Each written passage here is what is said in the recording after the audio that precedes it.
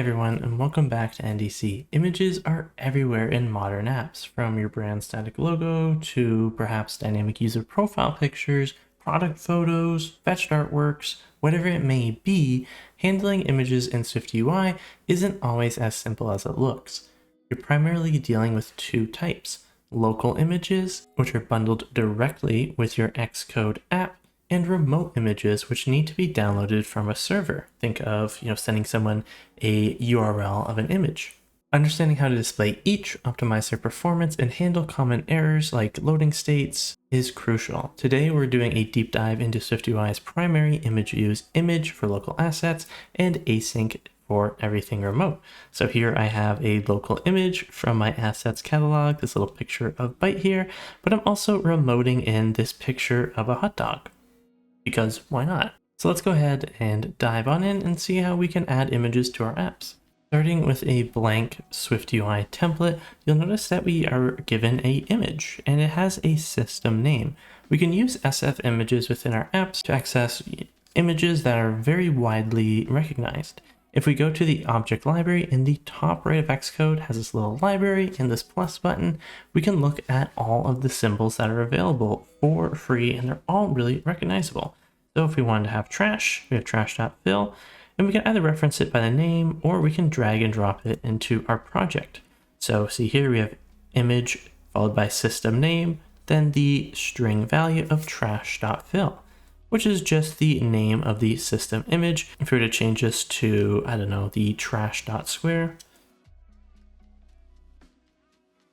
it's very small, but it will update. Let's go ahead and, give it some size. For the SFImages, you can actually use the font size, which is pretty cool. So if we were to set this to be a large title, you'll notice that it grows in size. You can also set a custom size. To do that, you would need to make it .resizable. See, it then takes up a huge portion of the screen. This is definitely not what we want. We're going to add a frame and we can add a width and height. So let's go ahead and add the width of 300 and the height of also 300. We can distort the image though, so if we want to make it a lot shorter, right, you can customize these SFSymbols to your heart's content. But we're not just here to talk about those SFSymbols, which are those system images. Let's go ahead and talk about custom images. Now, we'll first talk about the local images. To add a local image to your Xcode project, head on over to the Assets catalog, and you can either use the plus button in the bottom or drag and drop an image in from your computer. So I'm just going to go ahead and drag and drop this PNG from my downloads. I would mainly just stick to PNGs and JPEGs, but you can use most static file types. If you can't use that file type, you will get a little caution sign. Feel free to use an image converter or even DevToys to convert it. Anyways, we've now added our image to our project. It has whatever the original file name is, a little bit cursed. To rename it, we can click on it, wait a second, and let's call this one local image. Now, when we go to our content view, we can go to our image and we can add the string value. We don't need to add the system name because we're not adding something from SFImages. So let's go ahead and grab our local image and it will populate the screen. Again, it is absolutely huge. If we want to change the size of this, we need to make it resizable. From here, we can add a bunch of different modifiers. I even have a video I'll link in the card above that covers, the different customization you can do with images a little bit more in depth. Otherwise, typically we'll add an aspect ratio. So let's have this one be fit. It's already done a pretty good job of fitting it within our screen bounds, but we can also add a frame with a custom width. Let's do 100. Well, that's a little too small. Let's do 200 and a height as well. And there is so much that you can add. You can add borders, shadows. Again, check out that video in the card and in the description below. A hack that I like to use, especially when I have a ton of images in my project that have been added locally, is I'll use that object library in the top right again and show media library. And we can just drag and drop that in. Of course, we'll need to apply those modifiers, but this is a really great way to see what you have in your project and just add it really quickly. So that's the basic way to add a local image. Tons of customization that you can do, but this has to be included in your assets and bundled within your app. It gives you great offline control. Now let's talk about the main meat and potatoes, which is that async image. This is how we can grab an image from the internet or via URL and display it to users in our app. The most basic way to display a async image is to just provide it with a URL. So in this case, we want to provide a URL, which would be a string value, and then we can provide what that string is. So let's go on the internet. I'm going to open up Safari. From here, you can grab whatever image URL you would like. So I'm going to use that picture of hot dog that I was showing off earlier. I'm going to go ahead and grab that image address. Now, back in Xcode, we go ahead and paste that URL in, and we can see we have our hot dog. If for some reason you're not connected to the internet, you will not see anything. Again, this is because our device needs to ping the server and grab that image to display to us. You also notice if we try to make this resizable, it doesn't really like that. To update and change the image, we do have to code this a little bit more differently because we have to apply them inside the content closure. Also, something I recommend doing, instead of just pasting your URL like a string in here, I would recommend making it a constant or even a variable. So before our variable of body, I like to typically do like an image URL. This is also good for controlling things like profile image URLs, etc., and kind of having them all at the top with your other variables. And we're going to have it equal a URL, string once more. And let's go ahead and move this string. Now, anytime we want to reference it, we'll just use that image URL. Makes things a lot cleaner, trust me. Let's talk about how we can make those actual changes to those async images, just like we did with the local ones. So we'll reference the async image once again with the URL. This time we're just going to put that image URL in. So much cleaner. Now to add those customizations, we're going to add a brace. This is because we're also going to make it so if we do have any errors or the image can't load, we're going to be able to also handle it with a placeholder. So before we add any code within the braces, we're instead going to add, at the end of this brace, we're going to add a placeholder. Add a colon after, and add another brace. So this is how we can say, okay, if this image doesn't load, I want to show this instead. The easiest solution I would suggest doing is adding a progress view, which is going to be that spinning kind of, circle thing saying, hey, I'm loading. Okay, now we can add our image in. We'll then go to the next line, reference the image, and here's where we can do our things like resizable. We can add a frame. So let's add our width. Let's set this to be maybe 100. We'll make it really small so we definitely know it's being changed. Great. So now when it loads, we can see our small hot dog. And let's make the hot dog large again. That looks really funny. Keep in mind, if you're not messing with the aspect ratio, super long hot dog. If you're not messing with things like the aspect ratio, you have complete control. You might get some stretching as we see there. So let's go ahead and put that aspect ratio mode to fit. Looks a lot better. Okay, and what if we can't access the URL? So let's say we have, not a valid URL, right? This doesn't exist, right? If we tried to go to this domain, it would be like, I have no idea what you're talking about. This doesn't even remotely exist. Well, that's why we have the placeholder. So we can see here that we have this little progress view. I'll zoom in so it's a little bit easier to see. We have this spinning progress wheel saying, hey, this information is loading.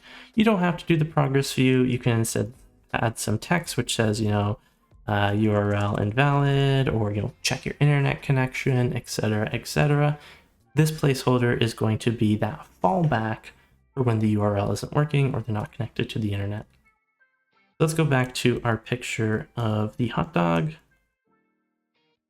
So here where we have our, image URL, I'm going to add a invalid URL. Something, as we showed before, doesn't really work. So let's go ahead and create an invalid image, and this will equal a URL as well. Add our string, and we could just have this be example.example. Again, this would not lead anywhere. So now within our async image, we can make some changes. So after the URL here, we're going to add a transaction. Again, another reason to use this constant or variable up here, because if we had this string here, it would look so messy. So with the transaction, we are going to add our own transaction, and we can include an animation. So in this case, we can add something like ease in. So when it loads, we actually have a little bit of that animation, which is pretty cool. We're also going to go ahead and get rid of our placeholder and our image in. Instead, we're going to do phase in, because we're going to have a switch that's controlling the different phases. We're loading if we're successful or if we have a failure. This is my preferred way of handling those images. So let's add the switch for the phase. Add our brace. We're going to add our first case. We'll handle if it's empty, right? So we don't have an image showing at all. We can add that progress view, which is that loading, basically saying, hey, it's on the way, it's just loading up, give it a little bit of time. Let's add another case, and this time maybe it's successful, and we can see we have success, empty, and failure already set up for us with the async. So in the case that we are successful, let's go ahead and have our image. So we'll put let image. Then we'll reference the actual image. So this would be the actual loaded image view. Again, we would want to do things like make it resizable, add our frame, maybe we can add like a clip shape, something like that. And finally, let's add that case for when it is a failure. So we'll just say let, and then we'll just grab the error, right? Whatever that might be, you know, no internet connection, etc., etc. And we can just have this, you know, display some text. No internet connection, right? Maybe you add a caution sign, make it red, whatever it is you may need. I would also suggest printing here the error for any internal testing. So error loading image. We can go ahead and interpolate that error dot localized description. Just good habit for building, but that's totally up to you. Apparently also accidentally deleted one of our braces. Let's go ahead and add that one back. There we go. Okay, that looks a lot better. Although again, I want to add a frame to this. Okay, something I'd also recommend adding before we kind of hop out of this is to add a @unknown default. Something I'd also recommend adding is a @unknown default. And from here, I would just have an empty view. Okay, now that we've verified that everything works, let's go ahead and pass in the invalid image. If you also want to test, you know, turning your internet off, feel free to do so. You'd yield the exact same result. Again, you'd probably want to make this a little bit more inclusive instead of just no internet connection. Handle, you know, when it doesn't load, however you wish. So while AsyncImage is amazing, let's get that hot dog back on the screen. Image URL. Again, you could use whatever URL you'd like. So while it is amazing, there are critical performance and best practice considerations, especially with these remote images. The biggest gotcha with remote images, especially with like lists or grids where you have a lot, is that performance. Avoid having to download really large images.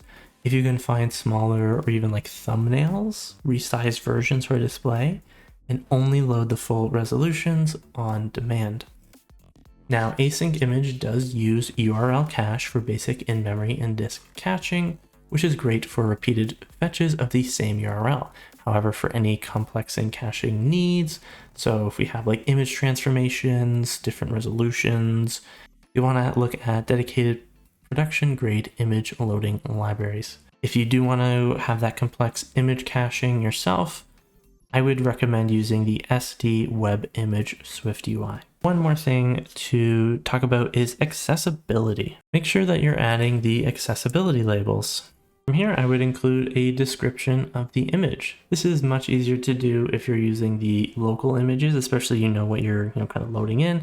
In this case, this URL will always be this picture of this hot dog. So I would say something like picture of a hot dog with no condiments, right? Or whatever you want.